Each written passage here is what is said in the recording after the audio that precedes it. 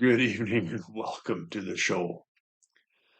My name is Ron. I'm your host, and I find great pleasure in sharing a devotional with you that might lead to a meditation.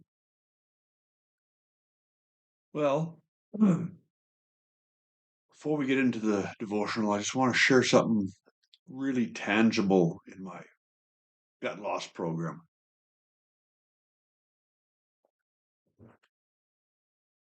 You all know that last November I started off at 240 pounds.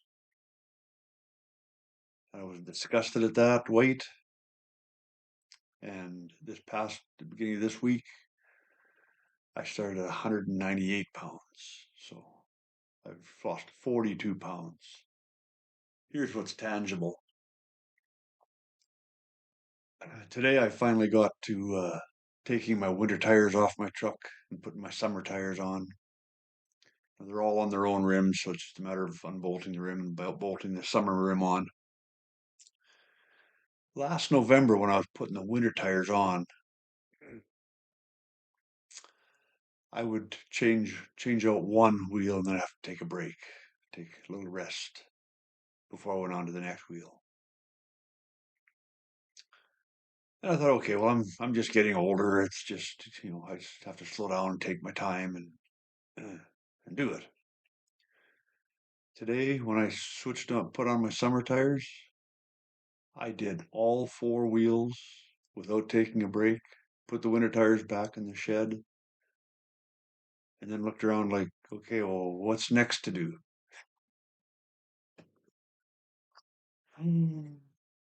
It was flat out amazing. So, if you're thinking about losing some weight,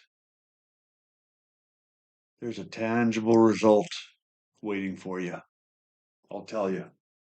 Okay, let's get into our devotional. We are in chapter 25 of First Samuel. And this story starts off with a wealthy farmer, Nabal, who has a bunch of sheep and goats out in a pasture, and he's got his shepherds out there.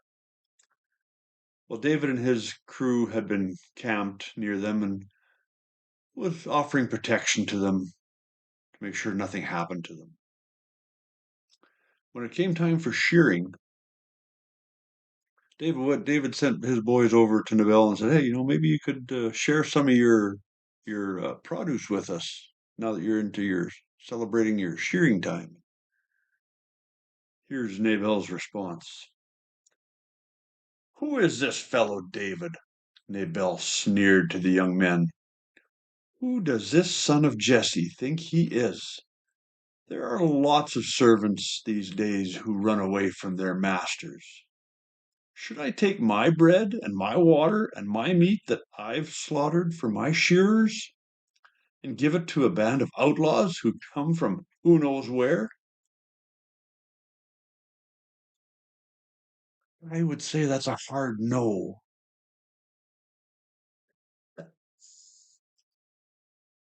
Then Nabal's smarter wife hears about this.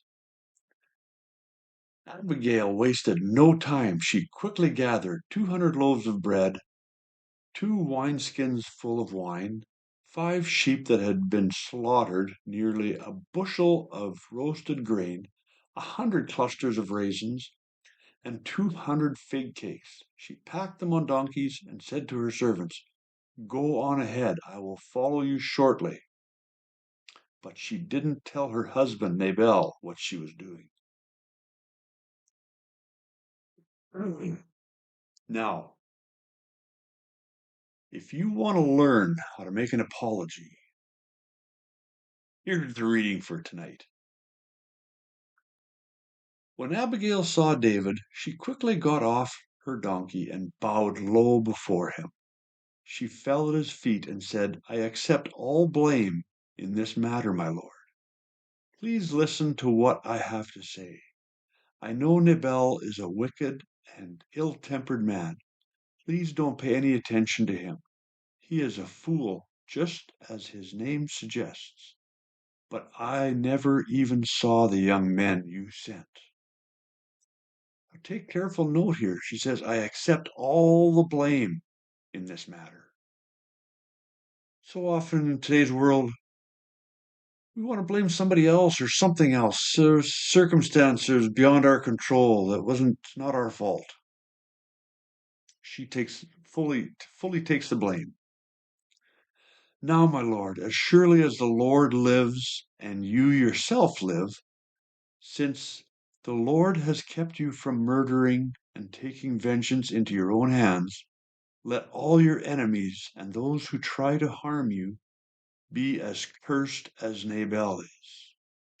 And here is a present that I have for you, that I, your servant, have brought to you and your young men. Please forgive me if I have offended you in any way. The Lord will surely reward you with a lasting dynasty, for you are fighting the Lord's battles, and you have not done wrong throughout your entire life. See how she's building him up, making him bigger, larger than life? Even when you were chased, even when you are chased by those who seek to kill you, your life is safe in the care of the Lord your God, secure in his treasure pouch. But the lives of your enemies will disappear like stones shot from a sling. When the Lord has done all he promised and has made you leader of Israel, don't let this be a blemish on your record. Then your conscience won't have to bear the staggering burden of needless bloodshed and vengeance. And when the Lord has done these great things for you, please remember me, your servant.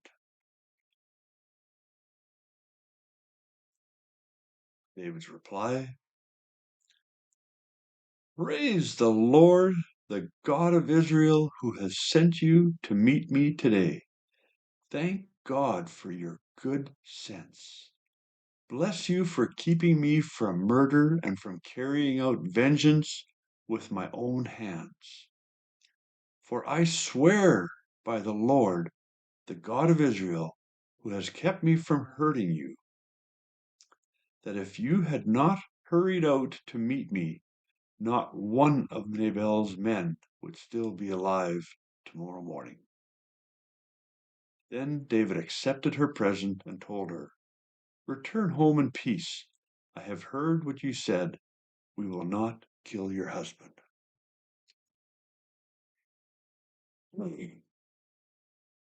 That is a serious apology. She doesn't try to pass blame on anybody else.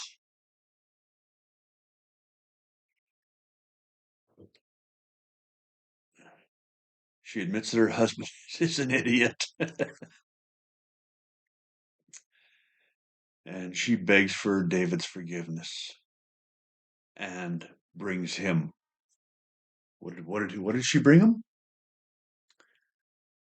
200 loaves of bread, 2 wineskins full of wine, 5 sheep that had been slaughtered, nearly a bushel of roasted grain, 100 clusters of raisins, and 200 fig cakes.